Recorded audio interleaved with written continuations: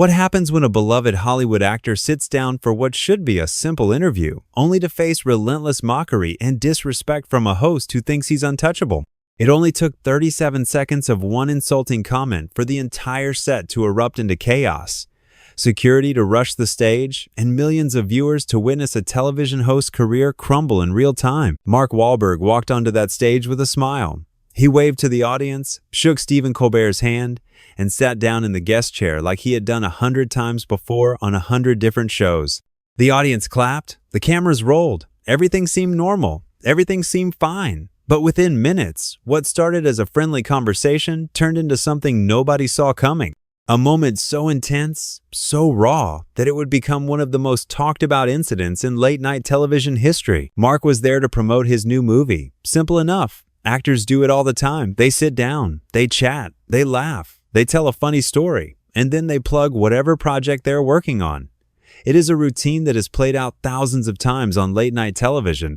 But Stephen Colbert had other plans. From the very first question, something felt off. Something felt wrong. The energy in the room was different. Stephen was not his usual self. He seemed agitated. He seemed like he had something to prove. And Mark, being the professional that he is, tried to keep things light, tried to keep things moving. But Stephen kept pushing, kept prodding, kept trying to get under his skin. Stephen leaned back in his chair with that smirk on his face. You know the one. That look that says he thinks he is the smartest person in the room. He looked at Mark and said, "So Mark, I heard you've been working out a lot for this movie. You always seem to be working out. Do you ever just, I do not know, relax? Maybe read a book? Or is that too much thinking for you?" The audience laughed nervously. A few people clapped, but you could feel it. You could feel the tension starting to build. Mark smiled. He laughed it off. He said, "Yeah, I work out. It is part of the job. Gotta stay in shape, you know? But I read plenty too. I actually just finished a great book last week." Stephen cut him off. "Oh, really? What book? Was it a picture book? Did it have lots of pictures? Because I feel like that might be more your speed." The audience went quiet, dead silent. A few awkward chuckles here and there, but mostly silence. Mark's smile faded just a little bit, just enough to notice. He said, "No, it was not a picture book. It was actually a really interesting biography. But hey, if you want to keep making jokes, that is fine. I can take it." Stephen leaned forward. "Oh, I am sure you can take it. You are a tough guy, right? That is your whole thing. The tough guy from Boston. The guy who beats people up in movies. But let me ask you something, Mark. Do you ever get tired of playing the same character over and over again? Do you ever get tired of being, well, you?" Mark shifted in his seat. You could see it in his eyes. He was trying to stay calm, trying to keep his cool. He said, "I play different characters all the time. If you actually watch my movies, you would know that. I have done comedies, dramas, action films, all kinds of stuff. So no, I do not play the same character over and over again." Stephen laughed. That condescending laugh. That laugh that makes you feel small. He said, Sure, you have range. I forgot. You go from tough guy who punches people to tough guy who punches people but also cracks jokes. Wow, what versatility. The audience was uncomfortable now. You could hear people shifting in their seats. A few nervous coughs. This was not fun banter anymore. This was not playful teasing. This was mean. This was cruel. And Mark was not laughing anymore. He looked at Stephen and said, "You know what, man? I came here to talk about my movie, to have a good time. But it seems like you have got some kind of problem with me. So why don't you just say what you really want to say instead of hiding behind jokes?" Stephen's eyes lit up. "Oh, now we are getting somewhere. You want me to say what I really think? Okay. I think you are overrated. I think you have made a career out of playing yourself. I think you lucked into fame and now you just coast on that tough guy image because you do not have the talent to do anything else." The audience gasped. Actual gasps. People could not believe what they were hearing. Mark sat there for a moment, just staring at Stephen. His jaw clenched, his hands gripping the armrests of the chair. He said, "You do not know anything about me. You do not know how hard I have worked. You do not know what I have been through. You sit here in your little studio, making your little jokes, thinking you are better than everyone else. But you are not. You are just a guy with a TV show who thinks being sarcastic makes you smart." Stephen's face turned red. His smirk disappeared. He said, "Excuse me? You are on my show. You are sitting in my chair. And you are going to talk to me like that?" Mark leaned forward. "I am talking to you like someone who has had enough of your disrespect. You invited me here. You asked me to come on your show, and instead of having a normal conversation, you decide to insult me over and over again. For what? For laughs? To make yourself feel important?" Steven stood up. His voice got louder. "You think you can come on my show and talk to me like this? Do you know who I am? Do you know how many people watch this show? I can destroy your career with one segment, one joke, one tweet. You are nothing without people like me giving you a platform." Mark stood up too. Now they were both standing, face to face. The audience was dead silent. You could hear a pin drop. Mark said, "People like you? You mean people who tear others down to make themselves feel better? People who hide behind a desk and a TV camera because they are too scared to have a real conversation? I do not need you. I do not need your show. I came here as a favor, and this is how you treat me?" Steven pointed his finger at Mark. "Get out. Get off my stage. You are done here." Mark did not move. He just stood there, staring at Steven. He said, "I am not going anywhere until you apologize." Steven laughed. That same condescending laugh. Apologize? For what? For telling the truth? For calling you out? You are delusional. Mark took a step closer. "I am delusional? You are the one who thinks you can treat people like garbage and get away with it. You are the one who thinks being on TV makes you special. Newsflash, it does not. You are just a bully with a microphone." Steven's face was beet red now. He looked at his producers off stage. He looked at the security guards standing by the exits. He said, "I want him out of here. Now, get him off my stage." But before anyone could move, Mark said something that changed everything. He looked Steven dead in the eye and said, "You know what your problem is? You were so busy trying to be clever, trying to be funny, that you forgot how to be a decent human being. You forgot that the people who come on your show are real people with real feelings. And one day, all of this is going to catch up with you. One day, people are going to see you for who you really are. And when that day comes, nobody is going to feel sorry for you." The audience erupted. Some people started clapping. Some people started booing. It was chaos, pure chaos. Steven just stood there, speechless. For the first time in the entire conversation, he had nothing to say. No clever comeback, no sarcastic remark, nothing. Mark grabbed his jacket from the back of the chair and started walking toward the exit. Security guards rushed onto the stage, but they did not know what to do. They did not know if they should stop Mark or escort him out or just stand there and wait for someone to tell them what to do. Steven finally found his voice. He yelled after Mark, "You are done in this town. You hear me? Done." Mark stopped at the edge of the stage. He turned around one last time and said, "I was done with you the moment I sat down." And then he walked off. Just like that. The cameras kept rolling. The audience kept shouting. Some people were cheering for Mark. Some people were defending Steven. The producers were scrambling, trying to figure out what to do, trying to figure out how to salvage the show. But it was too late. The damage was done. This was not something you could edit out. This was not something you could sweep under the rug. This was real. This was raw. And millions of people were watching it happen live. Steven stood there on stage, alone. His desk between him and the empty guest chair. His face still red. His hands shaking. He looked at the camera and tried to say something. Tried to make a joke. Tried to play it off like it was all part of the show, but nobody was buying it. The audience knew better. The viewers at home knew better. This was not planned. This was not a bit. This was a real argument between two real people, and one of them had just walked out. The show went to commercial break, but backstage, things were even more chaotic. Mark was surrounded by his team, his manager, his publicist, his agent. Everyone was talking at once. Everyone had an opinion about what just happened, but Mark was calm. He was not yelling. He was not freaking out. He just sat down on a couch in the green room and said, "I am not apologizing." He had it coming. His publicist tried to do damage control. "Mark, we need to think about how this looks. We need to get ahead of this before it spirals out of control. Maybe we can release a statement. Maybe we can say it was a misunderstanding." Mark shook his head. "No, no statements, no apologies. I meant every word I said. That guy disrespected me from the moment I sat down, and I was not going to just sit there and take it.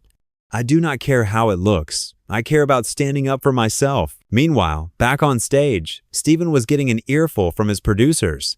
They were telling him he went too far, that he crossed a line, that this was going to be a nightmare to deal with. But Steven was defensive. He kept saying it was just jokes, that Mark could not take a joke, that he was the victim here. But deep down, even he knew that was not true. Deep down, he knew he had messed up. The commercial break was ending. Steven had to make a decision. Does he address what just happened? Does he pretend like nothing happened? Does he apologize? His executive producer was in his ear, telling him to move on, to introduce the next segment, to act like everything was fine. But Steven could not do it. His ego would not let him. He looked into the camera as the show came back from commercial and said, "Well, that was interesting. I guess some people just cannot handle a little bit of criticism. You know, I have been doing this show for years. I have interviewed hundreds of guests, thousands maybe, and I have never had someone act like that. So unprofessional, so disrespectful. I invite him onto my show, I give him a platform to promote his movie, and that is how he repays me? By throwing a tantrum and storming off? Unbelievable." The audience was not having it. You could hear scattered boos, a few people yelling from the back. Steven tried to keep going. He said, "But you know what? That is fine. That is okay. We do not need him. We have got plenty of other great guests lined up. Let's just move on and forget that whole thing ever happened." But the audience could not forget. The people watching at home could not forget. Social media was exploding. Twitter was on fire. People were taking sides. Some were defending Mark, saying he was right to stand up to Steven. Others were defending Steven, saying Mark overreacted.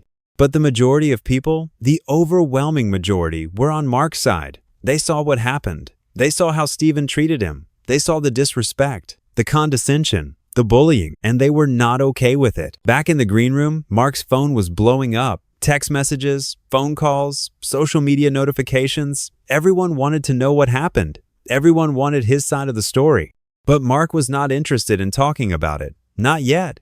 He just wanted to leave. He wanted to go home. He wanted to forget this whole nightmare ever happened.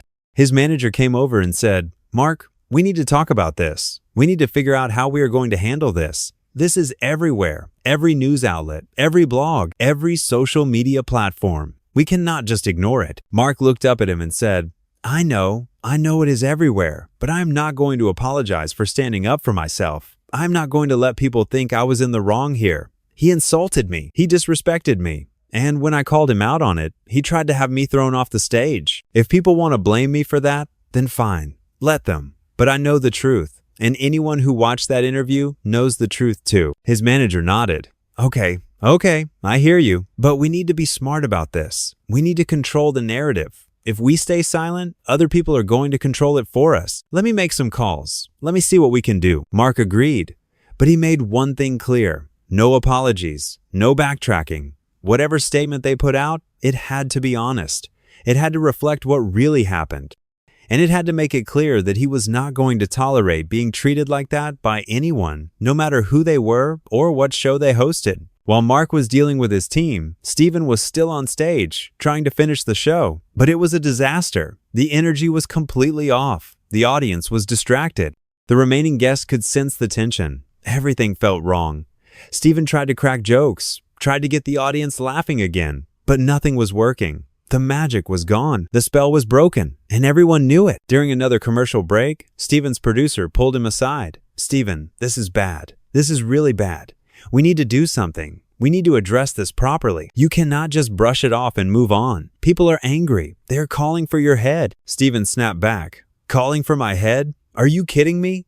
I did nothing wrong." He came on my show with an attitude. He could not take a joke. "This is not my fault." The producer shook his head. "Steven, I watched the whole thing. We all watched the whole thing. You went too far. You know you went too far. You were not just joking around. You were attacking him, and he defended himself. That is what happened. And if we do not own up to that, this is going to get worse. Much worse." Steven did not want to hear it. He walked away from his producer and went back to his desk. The show came back from commercial. He did one more segment, interviewed one more guest, and then it was over. The show ended. The audience filed out. The camera stopped rolling.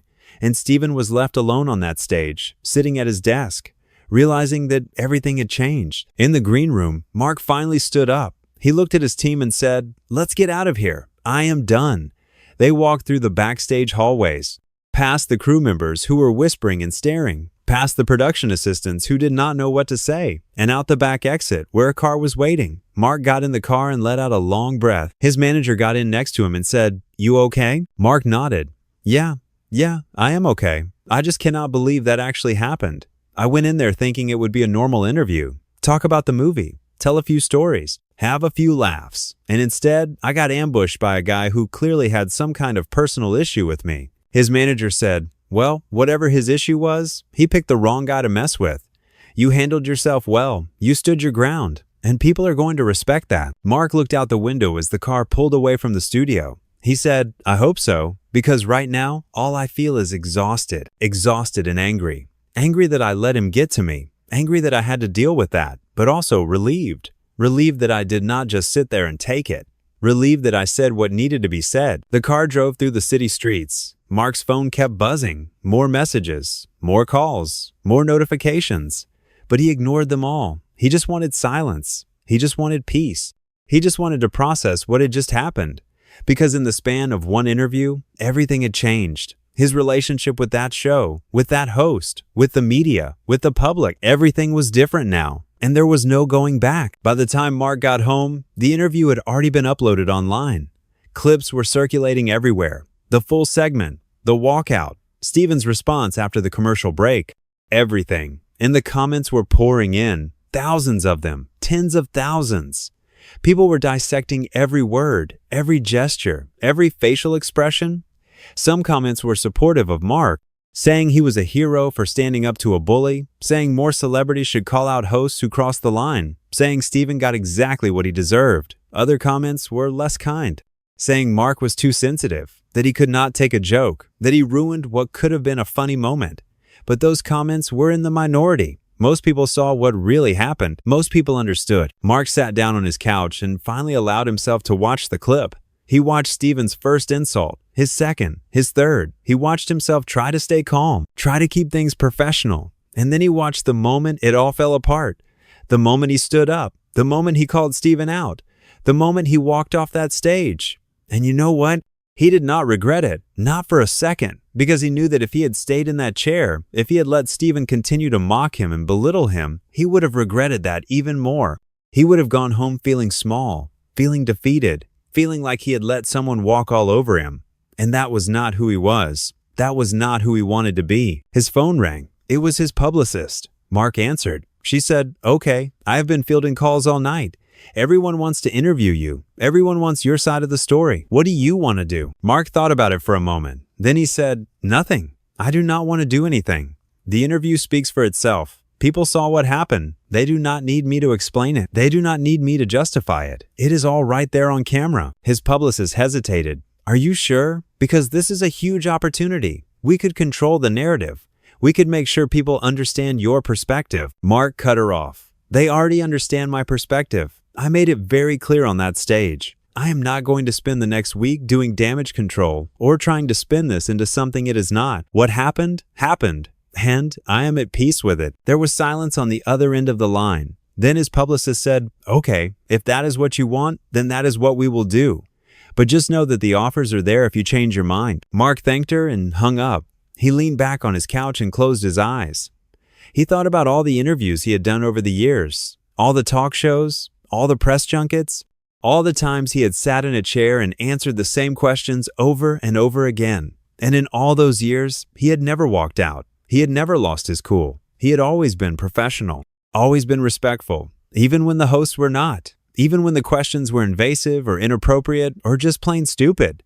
He had always played along, always smiled, always laughed. But tonight was different. Tonight, something inside him snapped. And instead of regretting it, he felt liberated. He felt free. Because for once, he had said exactly what he wanted to say. He had stood up for himself. And he had done it in front of millions of people. Meanwhile, back at the studio, Steven was in his dressing room, alone. His producers had tried to talk to him, but he had sent them away. He did not want to hear it. He did not want to hear about how he messed up, about how he should have apologized, about how this was going to hurt the show. He just wanted to be alone. He sat in front of his mirror and stared at his reflection, the same face that had been on television for years, the same face that people recognized and loved. But tonight, that face looked different. It looked tired. It looked defeated. It looked like the face of someone who had just made a terrible mistake. His phone buzzed. A text from his wife. She had watched the show. She had seen what happened. The text said, "Call me when you get a chance. We need to talk." Steven knew what that meant. It meant she was disappointed. It meant she was worried. It meant she had seen a side of him that he usually kept hidden. The side that could be mean. The side that could be cruel. The side that he justified as comedy, but deep down knew was just him being petty and insecure.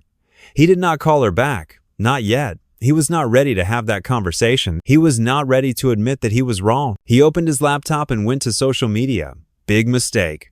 The comments were brutal. People were tearing him apart, calling him a bully, calling him arrogant, calling him every name in the book. A few people were defending him, but they were being drowned out by the overwhelming wave of criticism. Stephen felt his chest tighten. His hands started to shake. This was not how tonight was supposed to go.